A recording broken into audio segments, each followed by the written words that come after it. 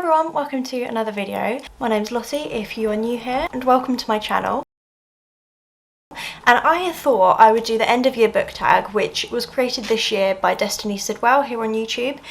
She does book videos and stuff as well. I'm sure you've heard of her because everyone has, and yeah, she's amazing. So anyway, she created this end of year book tag and loads of people were doing it, so I thought I would hop on the trend and do this tag as well. It's just a bit of fun for something for the end of the year. So I've got on a piece of paper here written down all the questions. There are 22 questions and I'm just going to go through them and give my answers for them. Really? Why? Up there? No. Why, as soon as I start to film, they start doing stuff that they shouldn't? Anyway, let's get on to the video. So the first question is most disappointing read of the year. I wasn't too sure. I've picked out a few for this. So the first one I would say is Collided by Lauren Asher. This book was really boring. Nothing happened. It was so long. I rated it like 2 stars, I think. I just really didn't enjoy it, and I had high hopes for this series, and it is getting better. I've read the 3rd book. Can you stop it? Yeah, I just didn't really enjoy this book. It just disappointed me and took me a long time. It took me like a month or something to get through because I just didn't want to read it. It was just really boring, but I did get through it in the end. A couple more disappointing reads for me would be The Paris Apartment and The Hunting Party by Lucy Foley. I did read the guest list by her a while ago and I did quite enjoy that book, but these two I just didn't really enjoy, to be honest. I just thought they were really boring. They're dragged out, they're very samey, quite, like, I don't know, they didn't grip me and I was just disappointed by them. And then another book I was disappointed by is this is disappointing for a different reason. So this is Dark Visions by LJ Smith, and I read this about 12 years ago when I was about 14, and I remember absolutely loving this book. I fell in love with the male characters in this and the romance, and I just fell in love with this book. I remember getting that like proper 5-star feeling with this book back then. And recently I had the urge to read it again, so I picked up on Vinted for really cheap and read it again just recently this month. And I was just really disappointed by it because now I'd probably rate it like a 2.5 or a 3 stars. It was okay, but there was insta love in it, which now is not my thing. Back then, I probably absolutely loved it. Well, obviously did. I remember loving it, but yeah, it just wasn't for me anymore. So I was disappointed by that one. The second question is Underdog Book of the Year, and I'm gonna say The Push by Ashley Aldrain for this prompt because I absolutely loved this, and I don't hear a lot of people talking about it, to be honest, and I remember just loving it so much. I read this towards the beginning of the year and I still think about it, so yeah, it was just a really good book, and yeah, not enough people talk about this one. Question number 3 is a book that was overhyped, and I don't want people to come at me for this, but I'm gonna say the Shatter Me series by Tahara Mafi because I liked this series. I did like it. I enjoyed it. It's probably maybe like a 3-star series for me overall. I enjoyed the first one quite a lot, and then it kind of just got progressively worse towards the end, but I did enjoy the series. But I definitely think a lot of people are like, oh my gosh, I love these characters, I think about them every day, the characters are amazing, like everything, and I'm just kind of like, meh, don't really think about it, you know. I've unhauled the series, I don't own it anymore because I knew I wasn't going to reread it again or anything. So yeah, I'd probably just say that series is overhyped, but obviously everyone has their own opinions, everyone has their own tastes, so yeah, that's just my opinion. Question number 4 is top fave couples of the year, so like book couples. So I'm going to say Ryke and Daisy from the Addicted / Calloway Sisters series. I love them. I love Daisy. She's just so sweet and I love her character. She's very, very unique. So I would say them. And also Lily and Lowe from the Addicted series. Yeah, finished the Addicted series this year. I've still got the last 3 books in the Calloway Sisters series to read, but yeah, absolutely love them as a couple. And also I'd say Cade and Willa from Heartless by Elsie Silver. I just love those, and I think this was an age gap romance. Was it an age gap? I think it was, and he's like a single dad and stuff, and I just loved this book. This is my favourite in the series so far, and I love them as a couple, so yeah, this is really sweet. Question number 5 is favourite main characters of the year, and I'm going to say again Daisy from the Calloway Sisters series. I just love her character, enough said.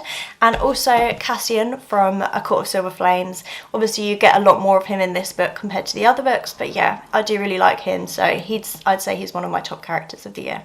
Question number 6 is a book that surprised you, and the reason this book surprised me is because it's not my usual genre, and that is Project Hail Mary by Andy Weir, and I loved this so much. This is a 5-star book, and I think they're making a film of this, and I think Ryan Gosling is going to be the main character, and I can't wait for the film, but I don't know how they're going to do it. I mean, if you've read it, you'll understand what I mean, but there's certain things I don't know how they're going to portray in like a film way. But yeah, this was just so good. I don't normally read sci-fi, and this whole book's like based in space, and I want to read more books like this because this was just so good. If you have any books that are kind of similar to this, please let me know because I would love to read more books like this. But yeah, it just surprised me because it's not my usual genre, but yeah, loved it. Question number 7 is my happiest read of the year. I wasn't really sure what to say for this one, but I did recently read Heartstopper Volume 5, which has just come out. And yeah, these books just make me so happy. They're just so sweet and wholesome. So I'm going to just say this one.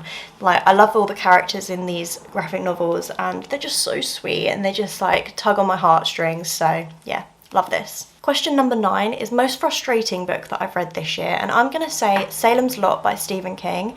And I did enjoy this book to a certain extent, but it was just so slow that there was just the first half of the book, like the first kind of 300 pages or whatever, nothing happened. It was just really slow, hard to get through, but I did manage it, but it did take me a while, and I had to kind of force myself to sit down and finish it. So I've unhauled this book now, which is why I don't have it to show you, but yeah, it was just frustrating because it was just so slow, and I think I've just decided that Stephen King is not an author for me because quite a lot of his books are very slow and descriptive, and it's just not really my thing. Question number 10 is best adaptation of the year, and I'm going to say again Heartstopper. I know the first season came out last year, but the second season came out this year, so I'm going to say that because I've not watched many adaptations this year. The only other one I've watched is Daisy Jones and the Six, and I did really enjoy that, to be fair, as well, but Heartstopper just has my heart a little bit more. So yeah, the adaptation for this series is just absolutely incredible. The characters, everything, they're just so perfect. And I have uploaded a vlog of me reading these books and giving you my full thoughts, so I'll leave that linked in the description below in case you want to check that video out. Question number 11 is the longest book that you've read this year. Hello, Olive. And the longest book that I've read this year is A Court of Silver Flames by Sarah J Maas, and this book is 757 pages, so yeah, very long book, but did fully enjoy this, so I do recommend this series, as most people do. But anyway, that's the longest book that I've read this year. Question number 12 is the shortest book that you've read this year, and that is a little novella called The Houseplant by Jeremy Ray. And this book is only 31 pages long, so that's definitely the shortest one that I read, and I did really enjoy it. It was just very different, very unique little novella. Question number 13 is fave covers of the year, and I picked out 2 here. And funny enough, they're not actually books that I own physically. I read these on my Kindle, and that is You've Reached Sam by Dustin Tao, I don't know, by him. And that cover is just absolutely gorgeous. It's just really pretty, so I love that cover. And also, I like the covers from the Entangled with Fae series by Tissandra Odette. So The Heart of the Raven Prince is one of them, which is by Tissandra Odette, and yeah, I really like that cover as well, but I don't own it physically. I read them on my Kindle, on Kindle Unlimited, that one.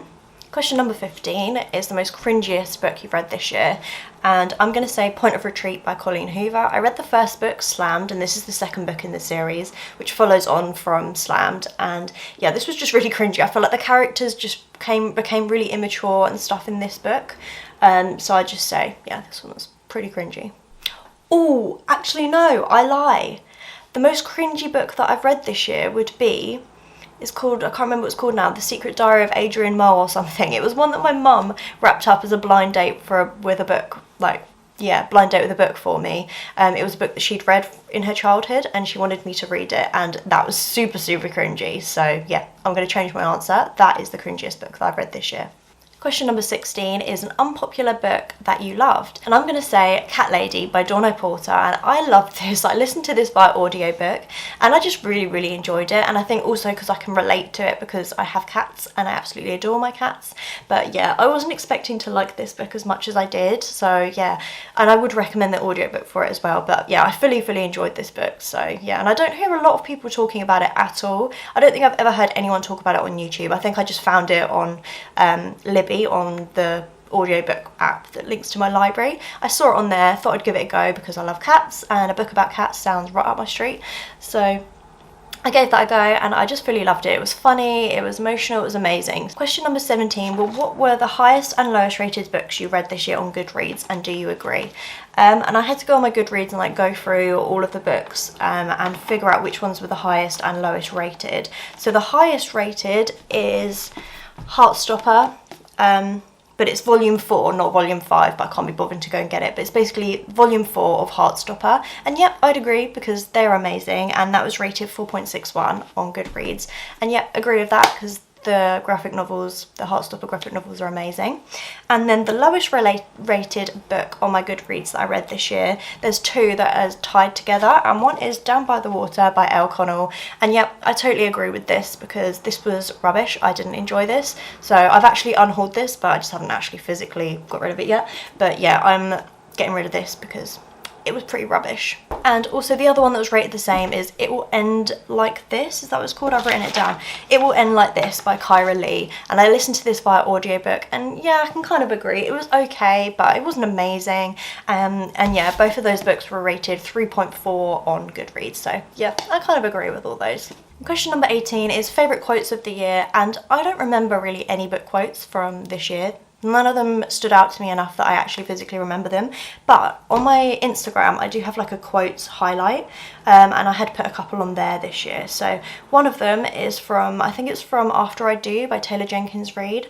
And it's, isn't it nice, he says, once you've outgrown the ideas of what life should be and you just enjoy what it is. So I'm going to just say that because that's one that I kind of remember because I put it on my highlights randomly on my Instagram. So I'm going to go with that one. Question number 19 is book with the most unique concept. And I think I'm going to go with The Marriage Act by John Mars. I listened to this via audiobook towards the beginning of the year.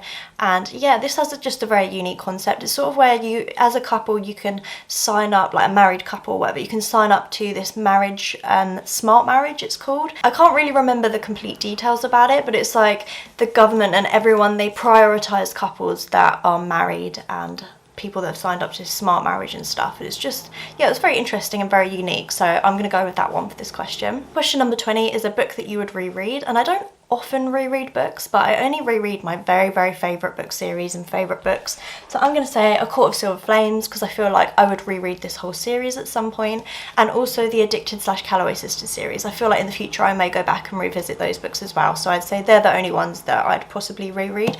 Oh, and even the Heartstopper graphic novels as well, I'd happily reread those as well. Question number 21 is reading goal reflection and 2024 reading goals. So I set my reading goal on Goodreads for 100 books, and I think I've read like 130 something, so I've beat that goal, and I think I'm just going to keep it as the same again for 2024. I think I'm just going to keep it at 100 books because yeah, it's kind of a good amount, and I feel like I've read a lot more books nowadays just because I've got really into audiobooks, so obviously I can listen to books while I'm doing other tasks, so I don't have to physically be sat down reading all the time, so that just helps me kind of get through more books. So yeah, I'm just going to leave my goal at 100 books. I think that works for me. And the last question, question number 22, is after 2023 reading, what are you prioritising in 2024 reading wise?